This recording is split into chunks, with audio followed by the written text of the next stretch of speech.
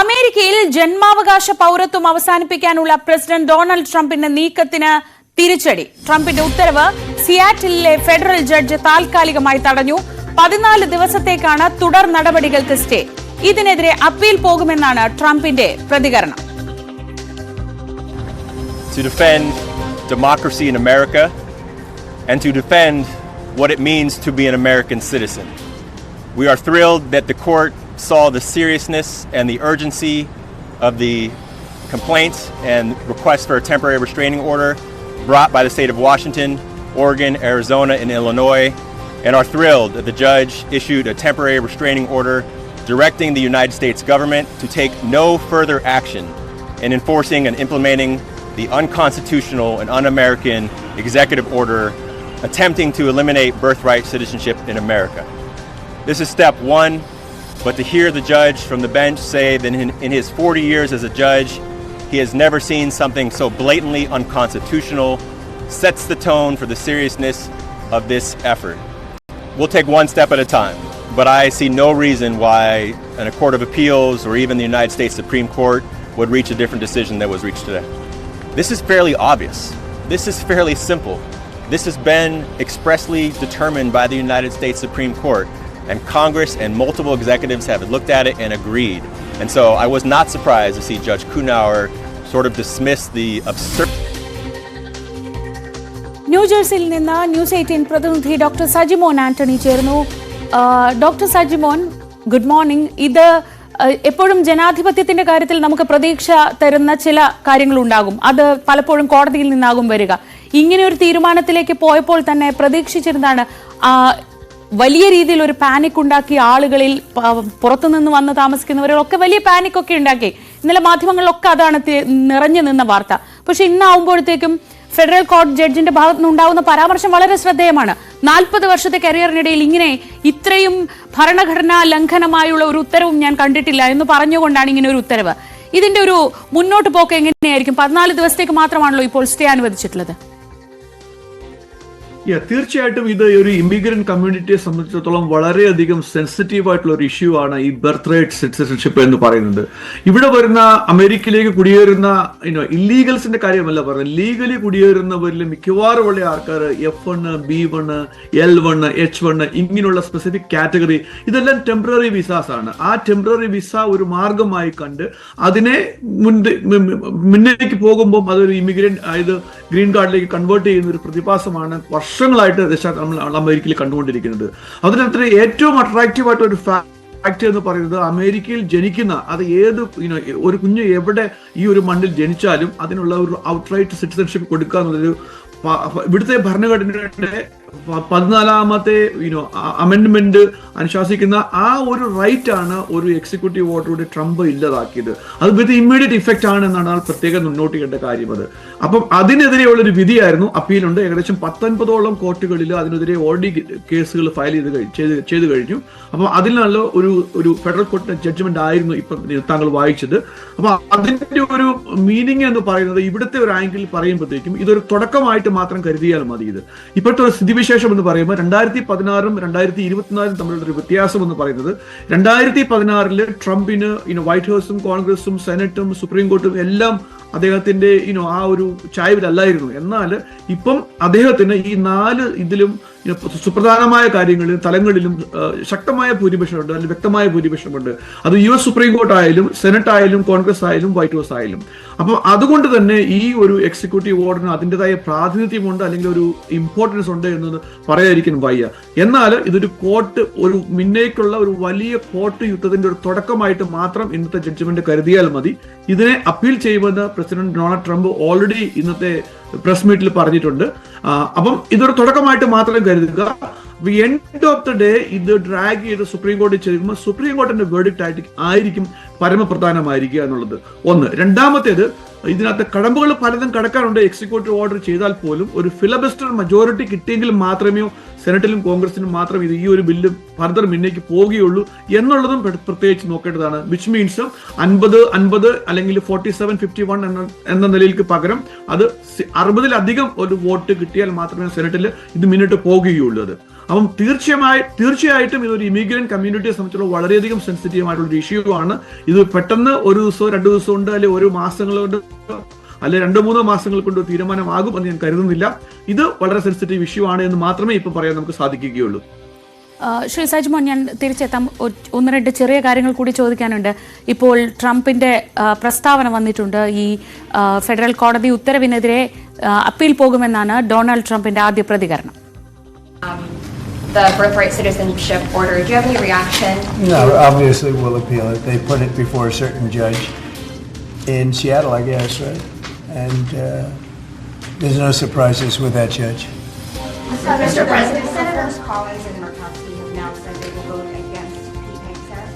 Are you worried about his confirmation in your reaction? No, and no surprises there. It's too bad. You know, it's the way it is. Too bad. Doctor Sajimon, ഇന്നലെ ഇവിടുത്തെ Indian മാധ്യമങ്ങളിലൊക്കെ നിറഞ്ഞു നിന്നൊരു വാർത്തയായിരുന്നു. ഈ ഇന്ത്യയിൽ നിന്ന് അവിടെ എത്തിയിട്ടുള്ള ആളുകളൊക്കെ പ്രസവം നേരത്തെ ആക്കുന്നത് അടക്കമുള്ള കാര്യങ്ങളിലേക്ക്, സിസേറിയൻ എല്ലാം നേരത്തെ ആക്കാൻ ആലോചിക്കുന്നു. ഫെബ്രുവരി 20 മുൻപ് ഈ ഉത്തരവ് നിലവിൽ വരുന്നതിന് മുമ്പ് കാര്യങ്ങൾ വളരെ പെട്ടെന്ന്, അതിന് വളരെ പരിഹാസത്തോടെ ട്രോളുകളും ഒക്കെ ഉണ്ട്. പക്ഷേ ഇത് വളരെ വളരെ സീരിയസ് ആയ ഒരു കൺസേൺ ആണ്. ആളുകൾക്ക് ആശങ്കയുണ്ട്, പ്രത്യേകിച്ച് അവിടെ വന്ന് താമസിക്കുന്നവർക്ക്. ഇത് ഒരു ഇന്ത്യൻ കമ്മ്യൂണിറ്റിയിലൊക്കെ ഉണ്ടാക്കിയിട്ടുള്ള ഒരു ചലനം എന്താണ്? തീർച്ചയായിട്ടും ഇത് ഇന്ത്യൻ കമ്മ്യൂണിറ്റിയെ വളരെയധികം ബാധിച്ചിട്ടുണ്ട്, അല്ലെങ്കിൽ എന്താ പറയുക, ആശങ്കാകുലരാക്കിയിട്ടുണ്ട് എന്നുള്ള കാര്യത്തിൽ സംശയമില്ല. അതോടൊപ്പം എനിക്ക് ഇതുകൂടെ പറയേണ്ടിയിരിക്കുന്നു, ഈ ബർത്ത് റൈറ്റ് സിറ്റിസൺഷിപ്പ് എന്ന് പറയുന്നത് അമേരിക്കയുടെ മാത്രം ഒരു പ്രശ്നമല്ല, അല്ലെങ്കിൽ അമേരിക്കയിൽ മാത്രമല്ല നടന്നുകൊണ്ടിരിക്കുന്നത്. UK ഉണ്ടായിരുന്നത് 1981 അവർ ഇത് എടുത്തു കളഞ്ഞത്. എന്നാൽ അമേരിക്കയുടെ തൊട്ട് നെയ്ബറിംഗ് കൺട്രിയായ കാനഡയിലും സൗത്ത് അമേരിക്കൻ കൺട്രികളിലും ഇപ്പോഴും ഈ ഒരു ബർത്ത് റൈറ്റ് സിറ്റിസൺഷിപ്പ് എന്നുള്ളൊരു പ്രോസസ്സ് നടക്കുന്നുണ്ട് എന്നുള്ളതോടെ ഈ ഒരു സമയത്ത് സൂചിപ്പിക്കാൻ ആഗ്രഹിക്കുകയാണ്.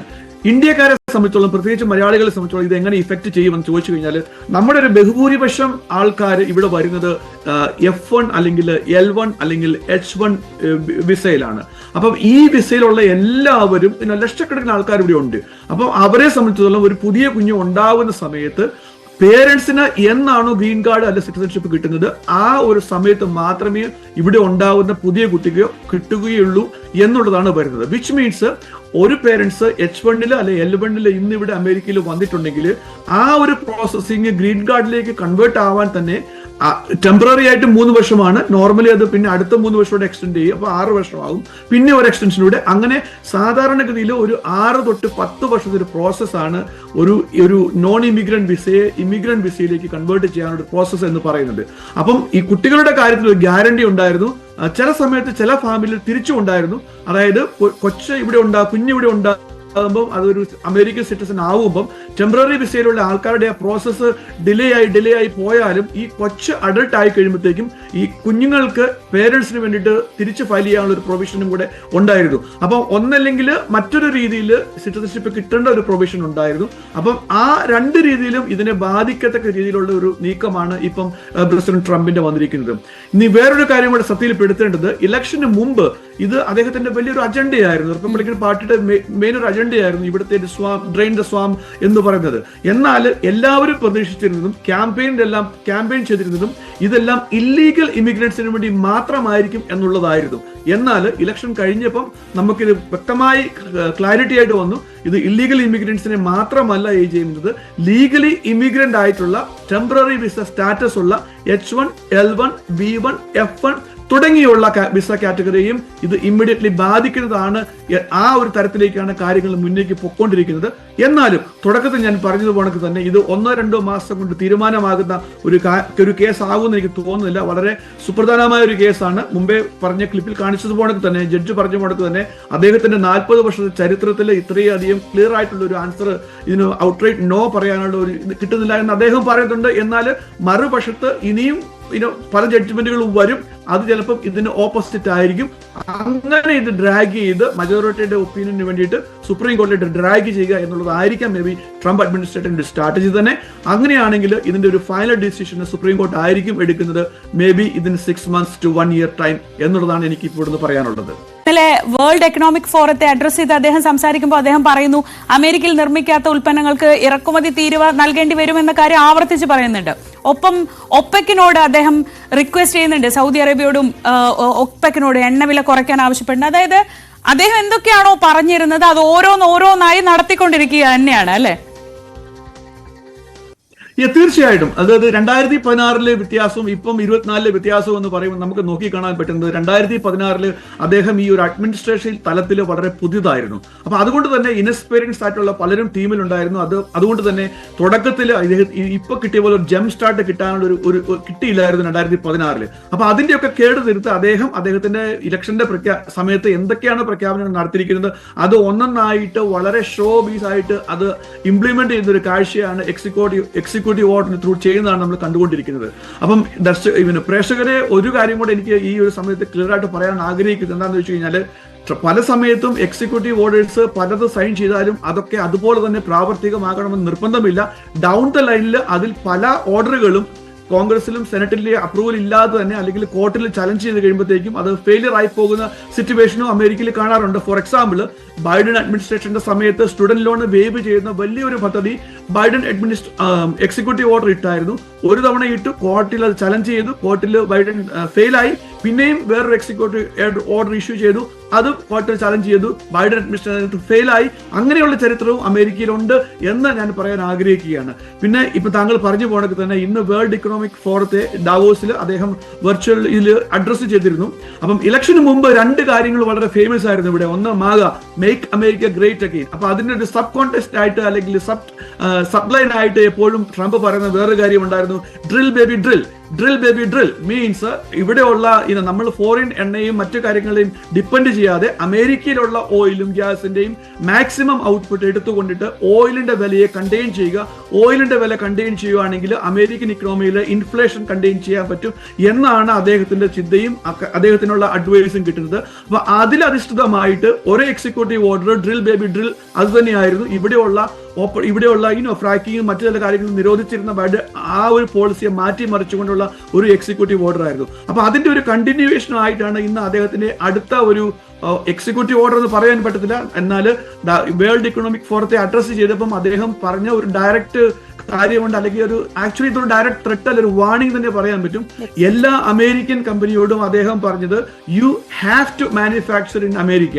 നിങ്ങൾക്ക് അമേരിക്കൻ ബിസിനസ് വേണമെന്നുണ്ടെങ്കിൽ നിങ്ങൾ അമേരിക്കയിൽ മാനുഫാക്ചർ ചെയ്തിരിക്കണം, ഇല്ലെങ്കിൽ നിങ്ങൾക്ക് തീരുവകൾ, ടാക്സ്, മറ്റു ഹെവി ഡ്യൂട്ടികൾ ഇട്ടിട്ട് തരുന്നതിൽ ഗവൺമെന്റ് ഒട്ടും പിന്നോക്കം പോകത്തില്ല എന്നുള്ള ഒരു ക്ലിയർ കട്ട് ആൻസർ ആണ്, അല്ലെങ്കിൽ ക്ലിയർ കട്ട് മെസ്സേജ് ആണ് ട്രംപ് കൊടുത്തത്. കാട്ടുതീയെ സംബന്ധിച്ച് ഇന്നലെ നമ്മൾ സംസാരിക്കുമ്പോഴാണ് വീണ്ടും പുതിയൊരു കാട്ടുതീ ഉണ്ടാവുന്നത്. പക്ഷേ ഇപ്പോൾ ഒരു 24 hours കഴിയുമ്പോഴും അതിന് പരിഹാരമായിട്ടില്ല. ഒരു തീയണയ്ക്കാനുള്ള ശ്രമങ്ങളൊന്നും ഇതുവരെയും ഫലം കാണുന്നില്ല എന്നതാണ് പറയുന്നത്. എന്താണ് നിലവിലെ സ്ഥിതി? അവിടെ നിന്ന് ആളുകളെ മുഴുവൻ മാറ്റിപ്പാർപ്പിക്കാൻ കഴിഞ്ഞിട്ടുണ്ടോ?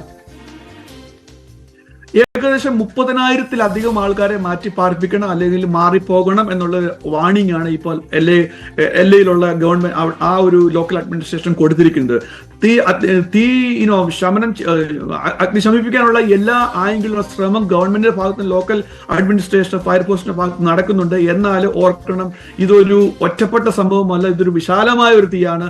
ആയിരക്കണക്കിന് ഹെക്ടേഴ്സ് ആണ് തീ ഒരേ സമയത്ത് കത്തിക്കൊണ്ടിരിക്കുന്നത്.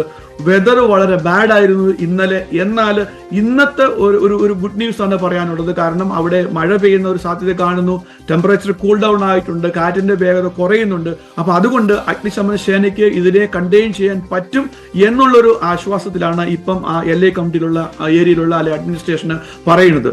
എന്നാലും കാലാവസ്ഥയാണ്, എപ്പോഴും അങ്ങോട്ടും ഇങ്ങോട്ടും ചേഞ്ച് ആകാം. ഇന്നലെ നമ്മൾ സംസാരിക്കുമ്പോൾ വളരെയധികം സങ്കീർണമായിരുന്നു. ദ ഗുഡ് ന്യൂസ് എന്താണ് പറയുന്നത് ചോദിച്ചു കഴിഞ്ഞാൽ, ഈ ഒരു കാട്ടുതീയിലാകത്ത് ഇതുവരെ ആളപായം ഒന്നും ഉണ്ടായിട്ടില്ല, അല്ലെങ്കിൽ മറ്റ് മെറ്റീരിയൽ നാശനഷ്ടങ്ങൾ ഉണ്ടായിട്ടില്ല.